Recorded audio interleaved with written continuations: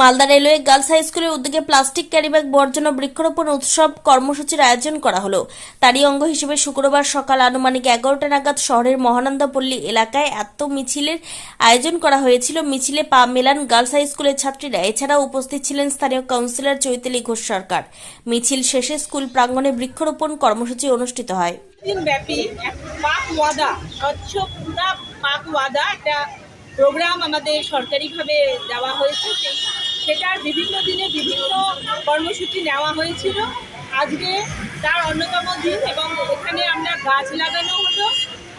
সাথে সাথে আমাদের ছাত্রীরা এবং টিচাররা রাস্তায় একটা র্যালি করলো, যার মাধ্যমে প্রত্যেকটি মানুষকে জানানো হলো যে গাছ লাগানো কতটা প্রয়োজন।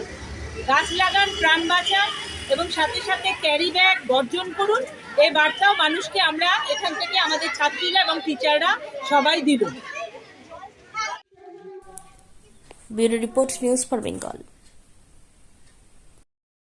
This channel does not promote or encourage any illegal activities. All contents provided by this channel is meant for educational purpose only.